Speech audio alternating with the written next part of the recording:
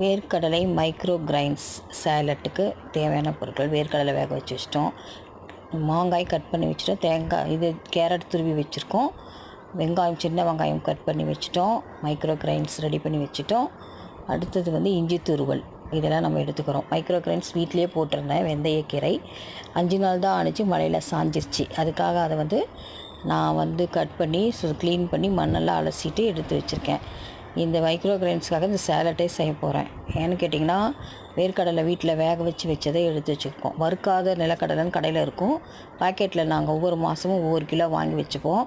இதில் நிறைய ப்ரோட்டீன் சக்தி இருக்குது. அதனால் நம்ம இதை வந்து நம்ம வேக வச்சு நம்ம வீட்டில் வந்து சேலட்டாகவும் செஞ்சுக்கலாம், சாதாரணமாக வேக வச்சு குழந்தைங்களுக்கு கொடுக்கலாம். இன்றைக்கி வந்து சேலட் ப்ரிப்பேர் பண்ணியிருக்கேன் இதை வச்சு.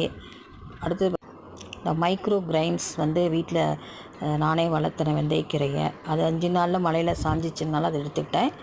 இன்னொரு கப்பில் வளர்த்திட்டு வரேன், அதையும் நம்ம வளர்ந்த உடனே அடுத்த சேலட்டுக்கு யூஸ் பண்ணிக்கலான்னு. இப்போ வந்து மாங்காய் இதில் ஆட் பண்ணிகிட்ருக்கோம். இதில் முக்கியமான விஷயம் நான் சொல்ல வந்ததே இந்த வீடியோவில் வந்து மைக்ரோ கிரைன்ஸ் பற்றி தான். அது வந்து 40 மடங்கு அதிக சத்துக்கள் ஒரு இது கீரையை விட. அதனால் அதை தான் நம்ம வந்து பச்சையாக வேக வைக்காமல் நம்ம வந்து இப்படி சேலட்டில் போட்டு சாப்பிட்றப்ப தான் நமக்கு வந்து அதிக சத்துக்கள் கிடைக்கும். இதில் பாருங்கள், நான் மேற்கொண்டு பொருள்கள் எல்லாம் சேலட்டில் ஆட் பண்ணிட்டேன். வெங்காயம் ஆட் பண்ணிட்டேன், கேரட் ஆட் பண்ணிட்டேன், இஞ்சி துருவல் ஆட் பண்ண போகிறோம். இப்போ மாங்காய், இஞ்சி துருவல், கேரட்டு, உப்பு ஏற்கனவே போட்டு வேக வச்சுருக்கறனால வெள்ளைக்கடையில் இது. இப்போ மைக்ரோ கிரைன்ஸ் ஆட் பண்ணுறேன். இதெல்லாம் ஆட் பண்ணி நல்லா கலந்து விட்டுட்டு, உப்பு பத்தலைன்னா நம்ம கொஞ்சம் போட்டுக்கலாம். ஏன்னா வேர்க்கடலை ஆல்ரெடி உப்பு போட்டு வேக வச்சுருக்கோம். இது வந்து ஈவினிங்கில் வந்து குழந்தைங்களுக்காக கொடுக்கலாம், ஸ்நாக்ஸ் மாதிரி.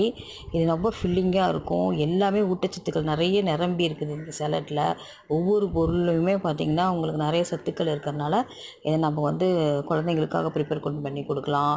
ஈவினிங்கில் வந்து ஸ்கூல் விட்டு வர்றப்போ ரொம்ப டயர்டாக வருவாங்க, அப்போ வந்து இது நல்லா ஒரு பூஸ்டப் எனர்ஜி உள்ள ஒரு சேலட்டாக இது இருக்கும்.